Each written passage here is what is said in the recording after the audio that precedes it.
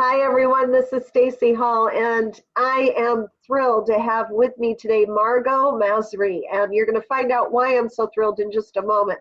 But I deliberately sought out somebody who could help us, solopreneurs and small business owners, to be able to tell us what we're doing right and what we're doing wrong if we think we can do our taxes, our bookkeeping, and our accounting ourselves. And the reason being is I don't do it this way anymore. I have somebody who helps me. But I know so many people in network marketing, they're trying to nickel and dime everywhere they can, save things, save money, and only outsource what they consider to be absolutely essential, like product or social media. And so they're doing their own bookkeeping. And you know what they say about a doctor having himself as a patient? I think that Margot would say the same thing about somebody who's trying to do their own books, unless they're a trained financial expert. So I want to tell you a little bit about Margot. As I said, I went looking for somebody who could teach us about this because I want my team members and my clients to have the best information possible out there. And so Margot and I have been talking about this for a number of months now. I've gotten to know her as a friend, and I know that she cares very, very, very deeply about her clients and about people understanding that, yes, financial statistics can be overwhelming for a lot of people. But there are certain statistics that are important to watch, and there are certain activities that are important to outsource, and she's going to tell us why. So she's been a well-known professional in the bookkeeping, accounting, and CFO area. So she works with a lot of chief financial officers of organizations. And I am going to read what I wrote. Margot gave me some information, but then I added to it. So I'm just going to look over here and read you a bit so that I'm making sure you know how fabulous she is. She began her Margot's bookkeeping services in 2003 because she wanted to help clients reach their personal and their professional financial goals. You know, that's what all of us who are in business for ourselves, that's what's top of mind. Yes, we say we want to be of service to people. Of course we do. That's why we went out on our own. Where we were working before, they weren't taking people into consideration the way we did. But really, it's about having the money to be able to sustain our ability to be of service. So this is where Margot really excels. And bear with me one moment. My screen just jumped. There we go. She says she chose to open her business because she witnessed many of her clients struggling. You know what? I'm just going to go full screen here so that way I don't have to mess with this. Okay, so she witnessed her clients struggling because they could not understand the complicated accounting jargon, and she has the ability and maintains her expertise in organizing and maintaining the finances of the everyday needs of any business or organization. Her consistency and her reliability, along with her accounting knowledge, has helped her business grow tremendously. She now has over a decade of experience, and she understands the power of numbers and wants to be able to convey this to her clients and to us today so we can plan and grow financially to sustain our ability to be of service. And Margot, it is a joy to have you here with me. I am so excited for this opportunity, Stacy. We've been talking about this for way too long. I really feel honored that you and I met. I feel honored that I'm probably going to shed a tear because outside of our business relationship, I've grown to really, you know, just probably stalk you on the internet because I love everything. So, you know, I really appreciate this, and I'm excited to be here today and share how and help everybody as much as I can. That's why we're here, is to be able to help people who have broken through their money conversations. You know, in the coaching industry that I am, that's what most of us coaches do. In order to help people be successful, we have to help change their relationship to money. But once they change it and money starts coming in, you know, it's one thing if you have no money. But when you start embracing it and having it, then how do you make it go where it needs to go so it performs well for us? So I'm going to start with the first question I prepared for you. And I'm sure you've heard the joke that no one enjoys paying taxes, right? No one does, and it's not really a joke. Except I happen to know that from all the interviews I've done and the people I hang out with who also have money, that they actually don't resent paying taxes, and they don't think it's a joke, because being able to pay taxes means we've made a lot of money. So they tend to focus on how much money they've made. Yes, how much can they keep, right? But they don't necessarily mind paying taxes as long as they're paying their fair share. So is there anything you can share with us about how to avoid paying more than your fair share of taxes? So I'm going to share a quote, and it goes, "Anyone may arrange his affairs so that his taxes shall be as low as possible. He is not bound to choose that pattern which best pays the treasury. There is not even a patriotic duty to increase one's taxes." And the quote actually continues. So no matter who you are, you should do everything in your power to make sure that you pay the least amount possible that you qualify. We like that. Say that again. You want to do everything in your power to make sure you pay the least amount possible, but that you qualify for it. So this brings to mind a story. A friend of mine, I've been doing her accounting for 10 years. And unfortunately, she came down with a thyroid issue. And she came to me and she said, "Margot, I think this year I have to do it myself because I need that money to go towards my medical bills." And I said to her, "Okay, but instead, when you do it yourself, can you show it to me and only pay me half?" And she said, "Okay, so that seems fair." So she went back, she did her thing, and once she had her time and when she reviewed the books, she came to me. I did my part. And what happened, we found her over $1,800 worth of extra expenses that she can deduct. Now you can imagine, just forget about even over $1,800, just $1,800 alone, how much money that is, but also somebody who has a medical condition. So the savings that we saved her way surpassed what she would have just paid from the get-go. Yeah. If she didn't do any of that work. That's amazing. Listen, I'm just going to take one quick moment and just say that we've got a little feedback coming in through the line. So I'm double check that everything's off at my end. Just you don't have anything going on at your end, right? Okay. Okay, good, because I want everybody to hear what we're about to talk about here. Do you have any advice of how we can keep financing costs as low as possible? And let me explain what I mean. Oftentimes, as I said at the start of this interview, what people in small businesses think about is making sure they have money for the product they need to be able to buy in order to be able to demonstrate and or sell.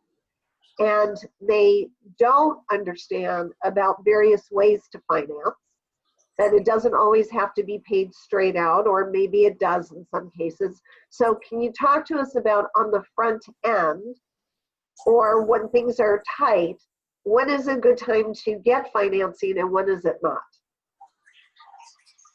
Great question. So I had this client of mine. She was looking to buy a car. And she said, before she went into the dealership, she said, "Margot, do you think I should buy or should I lease?" And I said to her, "What do you prefer?" And she goes, "I'm not sure what I can afford." So I said to her, just go in and, talk. So she went to the dealership, she spoke to them, and she was so excited. Her heart really sounded like she wanted to buy. But she came back and she goes, "Margot, I think I'm going to lease." So I said to her, "Did they tell you the value of the car? Did they tell you what happens at the end of the lease?" And she said, no, what happens at the end of the lease? So I said, there's potential for certain costs to go in at the end of the lease. So I sent her back with a bunch of questions. And with those questions, she came back and then she said she was just shocked with the answers. She was just floored. And she was like, wow. Ends up with reviewing the value of the car because she knew. Now she said, I need to know the value of the car. If you don't know the value, what happens? They're going to send it at the end of the lease. So it seemed cheaper for her monthly, but it really wasn't. It was just shifting the bill. So to answer the question is, as things go on, you need to do the research because you don't know what that later is going to bring. So in her case, she ended up saving, it was almost about $5,000. Wow. By changing the method on how she was buying. She didn't know the proper questions. So speaking with her professional, she was able to talk about the different financing options that helped her. So understanding in the network marketing industry, you know, timing is everything, but also being aware that if you need the money now, but it's just being mindful and being aware of what may happen later, if that really is the best solution. It's not just about today, it's about the whole situation, because that day later could come faster than we imagine. All right, thank you. That's a great question. Now, the one that I've been waiting to ask you, I didn't want to start right out with it, but this is one that's very near and dear to my heart, came from my heart actually, and my own personal experience. When I started out on my own years and years ago as a coach, I was single and I had money in the bank. I left my job. I always say my last job was my first client. And then I branched out on my own and I was doing my own bookkeeping and accounting. How hard could it be, right? I take in money, I put expenses, I have a spreadsheet, I got the whole thing, and I submit my taxes and I get audited. I can tell you that because I kept every receipt, and I had it all organized, I walked in, my auditor said, okay, I want to ask you about this expense. I went into my little file folder, I pulled out the receipt, yes. He's like, okay, you've got the receipt, fine. Then second question, third, by the fourth question, he looked at me and he said, is this the way you're going to be through the whole thing, that you've got receipts for all of this? I said, yeah. He said, good. All right, go. I've got other people. It's not big enough to deal with. However, later on in life, once I was married and Bill's a realtor and I'm a leader in the network marketing company, the monies were big enough. And we've been audited as well during a time when Bill decided to do his own. We'll just tell on him, he won't be happy about that. And we did wind up getting penalized. So now we get expert advice. I bet there's a lot of people still doing it themselves and wondering what will cause an audit. So any suggestions about how to avoid an audit if you're really going to be stubborn and do it yourself, or why is it more likely you won't be audited if you use a professional, if that's even true? So if you pull information from the air and you just create expenses, then you need to worry if you're going to get audited. But if you have your receipts and you document everything, document, you're going to be okay. But what happens if you don't know certain expenses that you can deduct? So what happens if that one receipt is what they ask for in the audit? So it all goes south from there. So my second story is actually what you shared was a friend of mine, she got audited and she was expecting to pay to the tune of $40,000 taxes.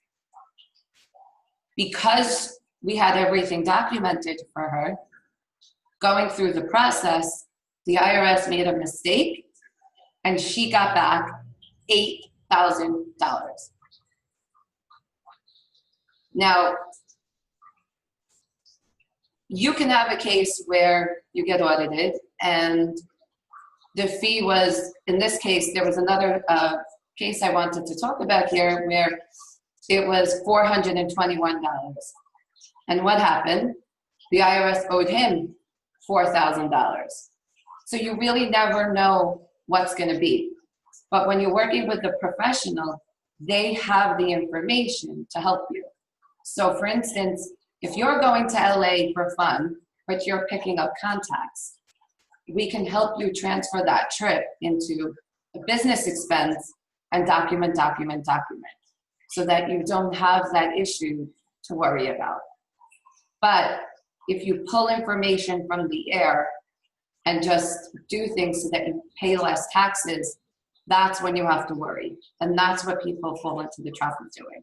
Right. And I do want to be clear, we didn't pull things out of the air, kind of defending myself here, but in our particular case, it was not knowing what was the amount that could be deducted appropriately. You know, using one of those online services, but it didn't calculate correctly, and that's what happened. So, you know, we're paying our fair share, and we went in, and you know, we were compliant and continue to be. But I'm going to say that that's why I wanted to talk with you, because you can use online services all day long, but they're not necessarily going to be giving you the correct information, nor may you be interpreting the information correctly, and only a professional can do that. Right, so this is where something like tax planning helps, because when you're proactive and you sit with someone to talk about it, tax planning and take into account your goals, you're able to accomplish, you'd be surprised how much more you can accomplish and get out of that. Can you say more about tax planning?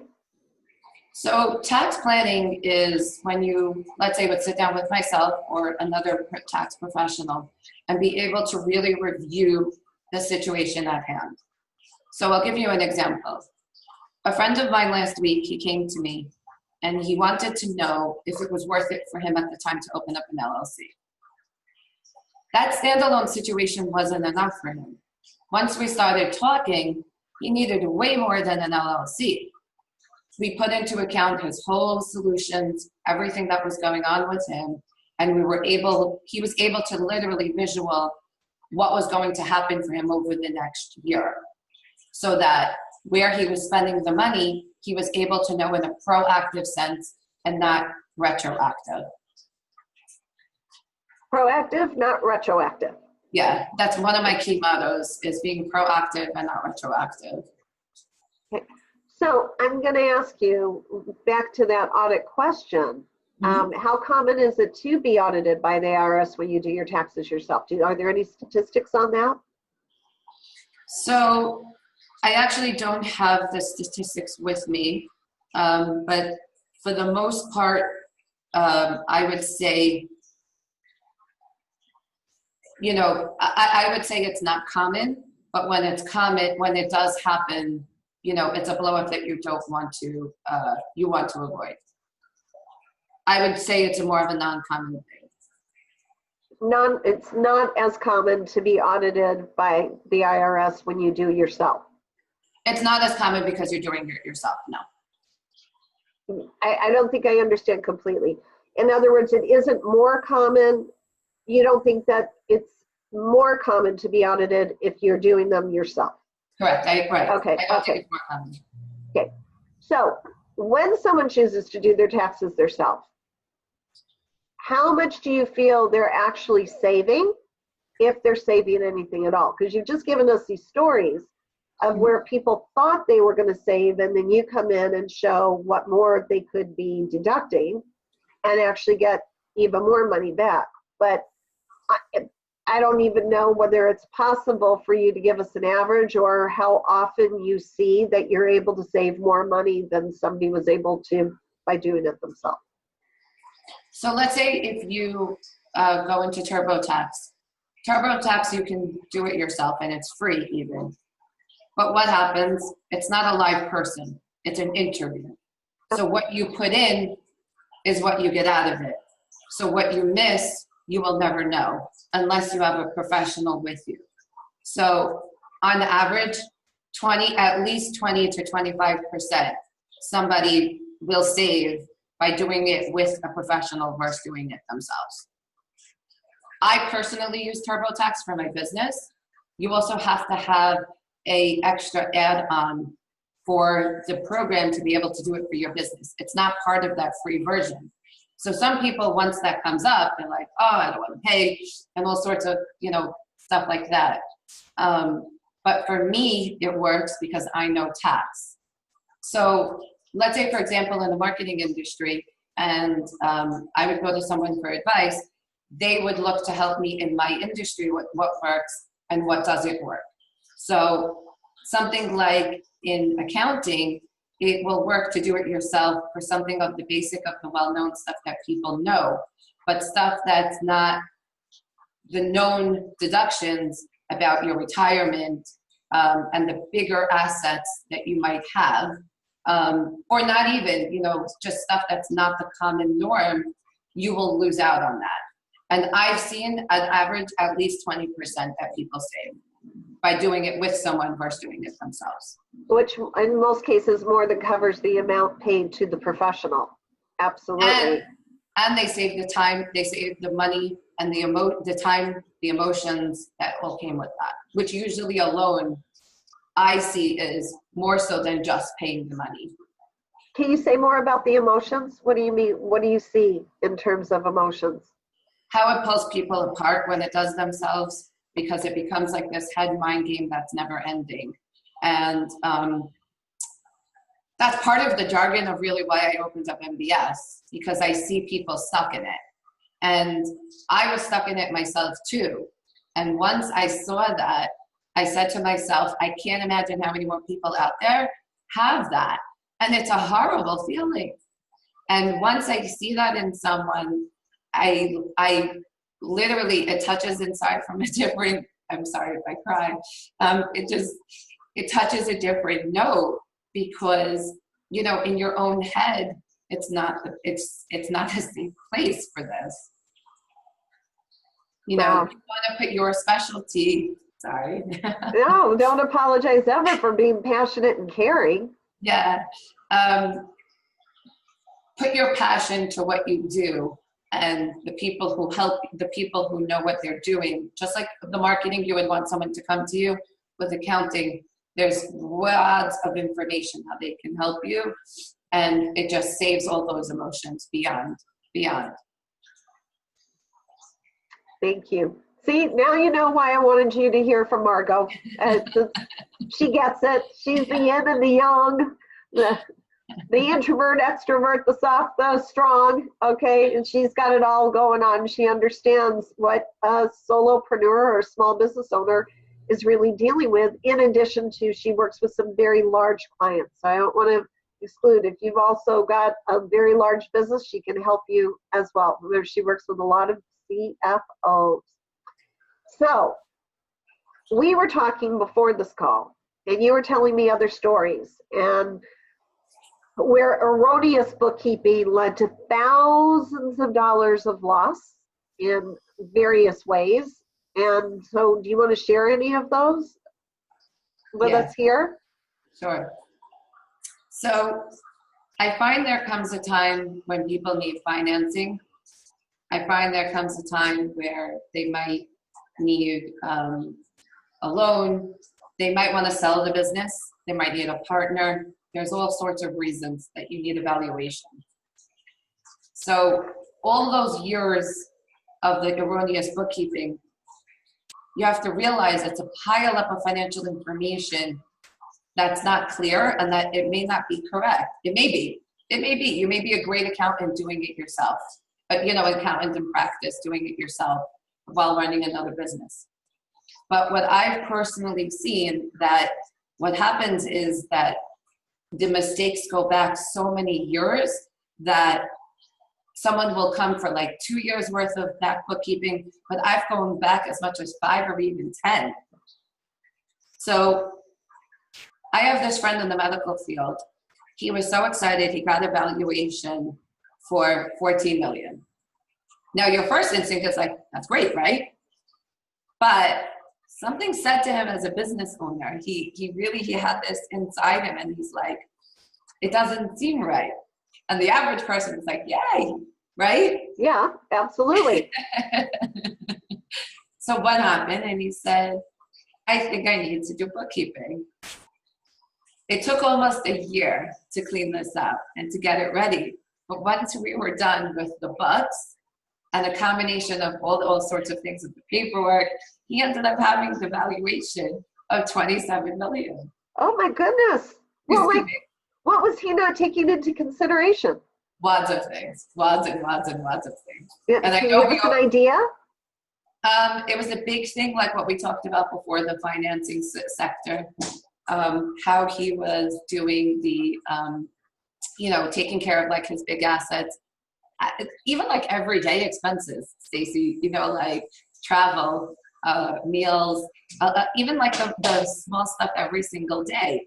They did simple things like mix up business and personal expenses, which is a big. No. I'm saying that's a big no-no, right? Mixing business with personal. That's a huge no-no. And for references, everybody, on my website, I have a great article on mixing business and personal. It's a huge no-no. So that was one of the big things with him. We dug deep. There was some financing that he got. He paid back, so it was that whole back and forth of the loan as well. Stuff sitting on the balance sheet, which is assets and his liabilities, what he owns, that should have sat on the P&L. So he had quite a bit of circles to get through. So in his case, he basically doubled his valuation. But putting that aside for a minute, the possibilities that came from that changed his life. Wow. He got that valuation, and it just spoke for himself, the opportunities that he can get. And such as, and give us, I can have an idea, but when you say the opportunities he can get, what? He wanted to retire. Oh, and he was able to do it sooner? He was able when you say the valuation, so did he sell the business and he was able to sell it for that? Okay. Sell the business. Okay, so it wasn't just theoretical valuation. It was an actual tangible, real valuation, and he was able to retire much faster than he expected to. That's pretty fabulous. Yeah, it was exciting. Yeah. I was really excited for him. Very, very cool. All right, so that story reminds me of what you were saying earlier about emotions. Like how does somebody forget to value half their business? Well, maybe they didn't know they could, and maybe some of it is just, as you said, emotionally not wanting to look at various aspects of their business. When people need to clear up clutter in their homes, which I help with a lot, I don't do it. I help them get into the mindset to do it. The reason the clutter's there is they have a whole lot of chaotic thinking about it. And I would say the same was true there, that cleaning up the valuation, there was a lot of clutter in the way to get to what the truth was.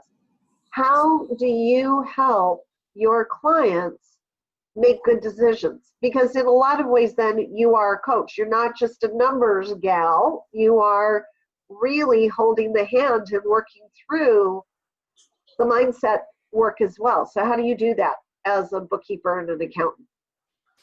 So to go back a minute on what you're saying on the emotions, one of my sayings is being comfortable with the uncomfortable.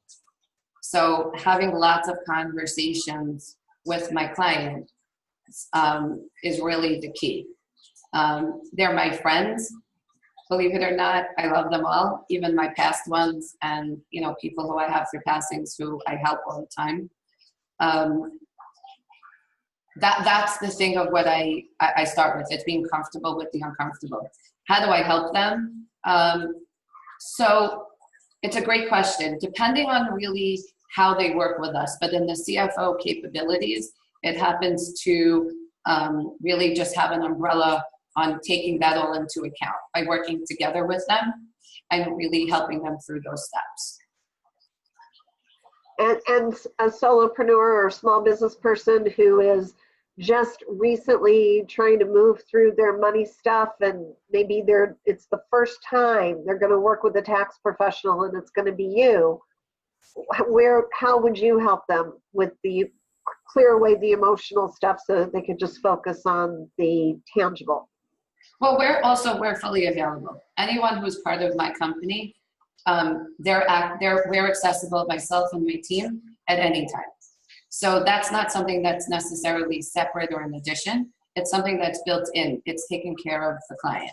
That for us is it's number one. It's also built into the process that they know everything what goes on. We're a big candidate for creating a workflow and having them involved in it. So chances are where they're at, when we talk about that in the onboard sector, we know that those are the types of things that they would need. So it's building that into the process for them. Oh, fabulous. So no surprises up front or in the middle or at the end. So as long as the client keeps us in the loop, if things change, there's no surprises. Yeah, that would be a key factor, I would say. Yes, keeping you in the loop. All right, so those were all the questions I wanted to ask you, and I thank you for being so willing to be patient with me. And as some of those questions were compiled from things that other people said they wanted to know about. Margot, what do you think is important? What did I not ask you about that is essential for people to know, or what do you have available? You had said to me you were going to put some sort of a gift together for people who watched this program. So the rest of the time is yours. What do you want us to know? So I'm available as a resource to anybody listening today. I'm happy to help you. One of the last sentence I want to leave everyone with is excellent decisions come from good financial information. You can't get excellent decisions without good financial information.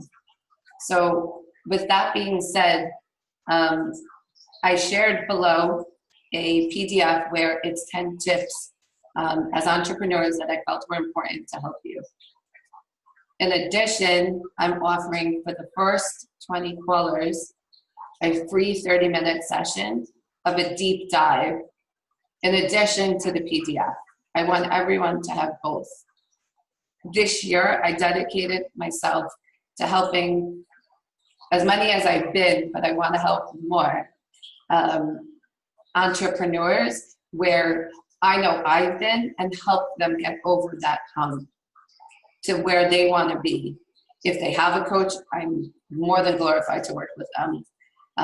But with those two things, I want you to enjoy them and use them, and please feel free to ask any questions, and I can't wait to hear from any of you.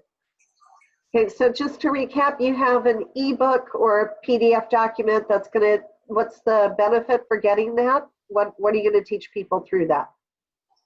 It's the key 10 things that I felt as a business owner, every entrepreneur should have. Okay, and then you offered to 20 people, the first 20 people who contact you directly. Mm-hmm. What are you offering to them? A deep dive consult to help them through where they're at in their accounting. Okay, so what do they need to be prepared if they're going to have that conversation? What do they need to have prepared to bring to the conversation? In other words, they may not know what a deep dive is. So can you give us a little more detail on that? So a deep dive is usually talking about their goals. It's talking about where they think their issues are in accounting. It's good to know your sales numbers. It's good to know where you want to be, stuff like that. If they have a specific goal or a specific issue, even better. And if it goes a little bit over, it's no problem. Any supporting information is always helpful. But usually between the goals and asking them some questions, most business owners are, they usually know how to, take care of the phone call. And at the end of that conversation, what will they walk away with? What will they know that they don't know now? Or is it primarily a sales opportunity for you? I don't mean that to be obnoxious, but so that they understand. I'm sure these are questions in people's minds too. Why would this be a really valuable benefit for somebody to get that consultation with you? Great question. I'm looking to point out for them at least 2 key things on what they're not doing and what they should be doing. At least 2 factors. Okay, so it really is. It's a free consultation, no obligation. No obligation. If they want to come on board after, that's totally fine. And if they're not, and I've helped them, then I'm more than happy with that as well. I just want them today to know that where they're at, that there is a solution and there's somebody there that can help them. Fabulous. So your website is, if people want to learn more about you? Please watch us and follow us at www.margosbookkeeping.com. margosbookkeeping.com. Okay. Double O, double K, double E. Yes, double O, double K, double E. Because it looks strange when you type it all out, but it is margosbookkeeping.com. Yeah. All right. Well, anything else before we wrap up? No, thank you today. This was so much fun. Well, the thank you is to you, because you could have been using this time to be working on a client's books, and you took it to be able to help us understand what's possible if we decide to stop being the people who have to do it all ourselves, especially in the area of the money, which is so important. Give it to somebody who is an expert and can help you make more money. Like Margot said, she had a client, 14 million is what he thought he was worth. Turned out he was actually worth 27 million. And I'm sure you didn't take hardly any part of that for your fee, but it was worth all of that. All right, I'm Stacy Hall, and it is always my pleasure to help entrepreneurs and other people who feel like they are stressed to the snapping point. Money is one of those stressors that really stresses people to the snapping point. And I provide all sorts of free tips at my website, which is chi-to-be.com, chi2b.com. And I'll put that information along with the access to Margot's free ebook and how to contact her. I'll be putting that in the comments section related to this video session. So be sure to read the comments below. And it has been a joy to have you writing the Chi with me and Margot today. Bye, everyone. Happy Money Days. Bye.